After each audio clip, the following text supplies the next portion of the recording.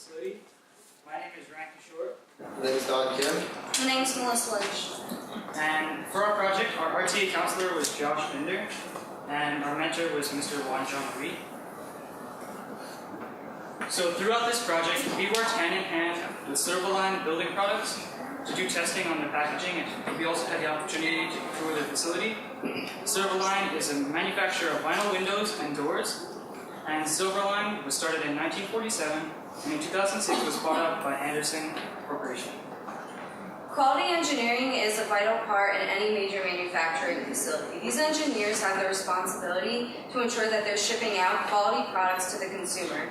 They conduct daily, weekly, and quarterly checkpoints to make sure that their products meet the requirements needed, and if not, it's their job to improve the process or the products themselves. Though we may not realize it, packaging is everywhere in our lives. Some may be obvious like cardboard, but other aspects might be this water bottle. I would not be able to acquire this water from ShopRite if it were not the water bottle, which is packaging the water. It's true, it's boundary clueless. Packaging engineers ensure that a package is not only functional, but also cost efficient and environmentally friendly.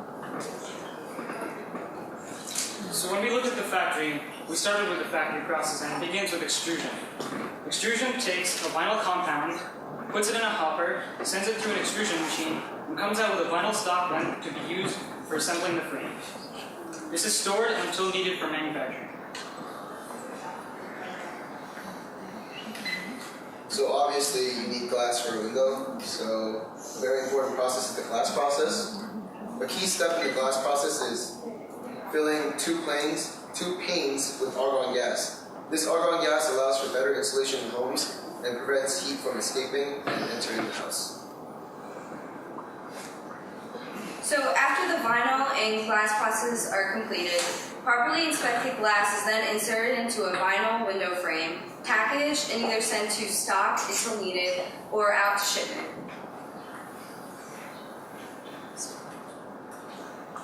So for our experiment, one aspect of it involved testing the different packages that we received from Silverline. We took their windows and conducted some tests on them.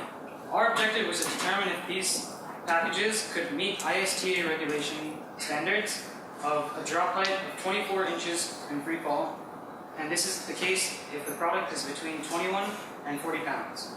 If it's unable to meet this requirement, a new package must be designed.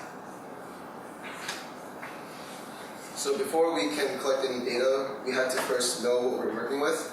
So Silverline was kind enough to give us a tour of their facility, and we learned how a window is created from initial pieces like the glass frame and the glass and the vinyl frame, all the way to the final package. During the tour, we also watched all the processes and took notes on any inefficiencies.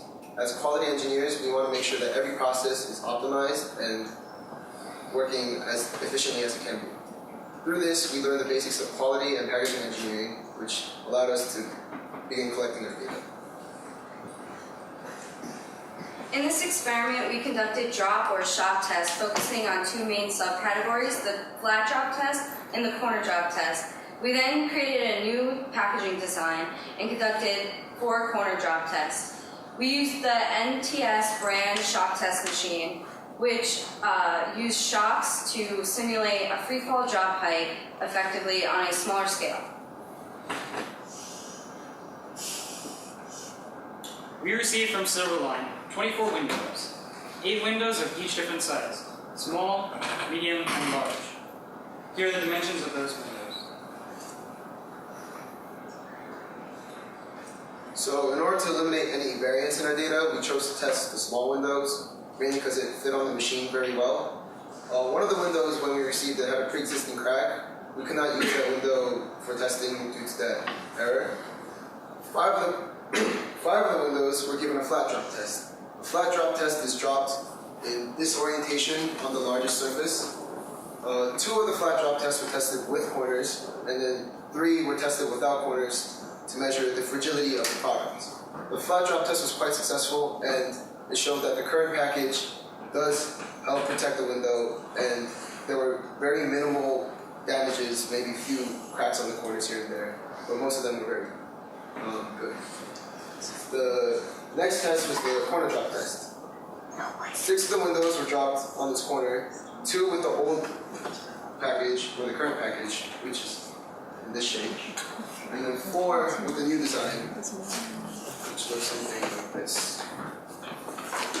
The results showed that the corner was very vulnerable to damage, and the old, or the current package did not protect the window very well, as you can see right here. The frame kind of snapped.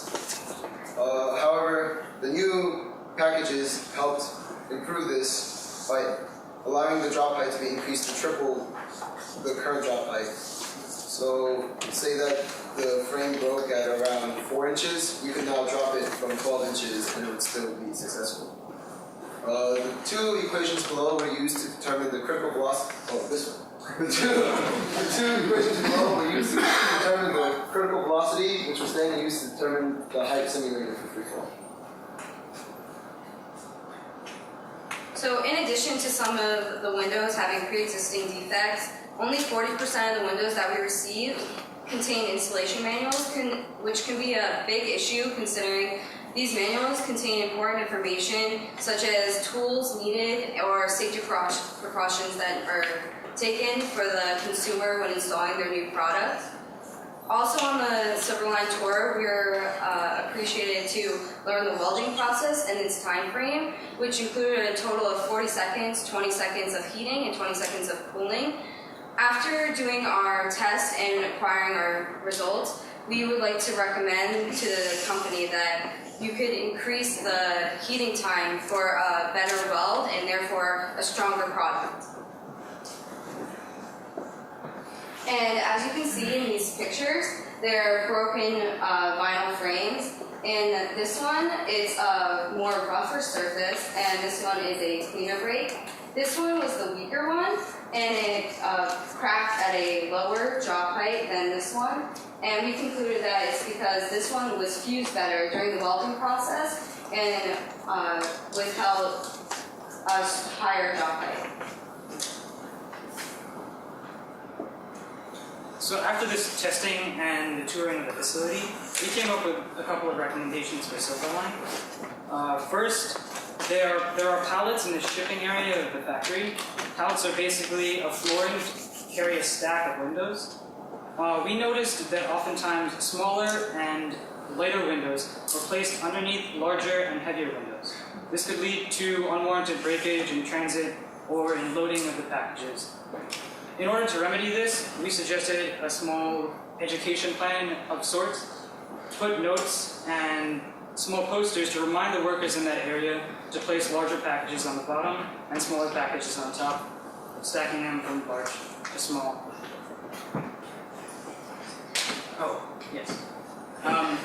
And also, when we were doing testing, drop testing of the package, we concluded that a C-flute type cardboard would be better than B-flute. C-flute is a thicker type of cardboard, and B-flute is a thinner type of cardboard. If you see right there. CFC is corrugated fiberboard container, also as we know, cardboard. And yeah. So several recommendations to Silverline. We recommend that they switch to the new design because although the flat drop test was successful, the corners of the window are very susceptible to damage. And we also recommend that they improve their welding process because although the new corners did help the window in surviving greater drop heights, it did not meet the IST standard of 24 inches.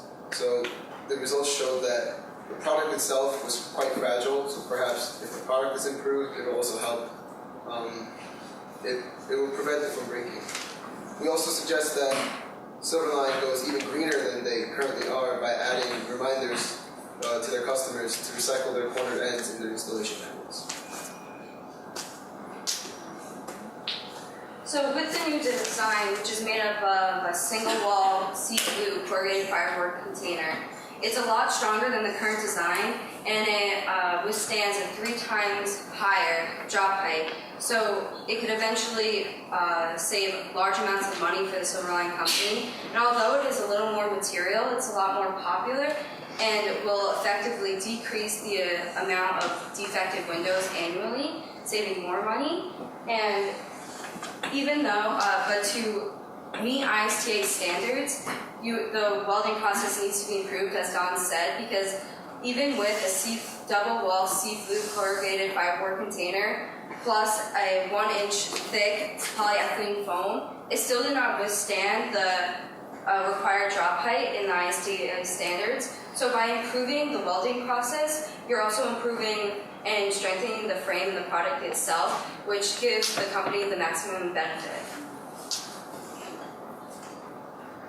Thank you for listening so far, and we would like to acknowledge the Rutgers Governor School of Engineering and Technology staff and its sponsors. We would also like to thank the Silverline Company for allowing us to do this testing and touring of their facility. And a special thank you to our mentor, Mr. Wanjong Green, and our RTA counselor, Josh Bender.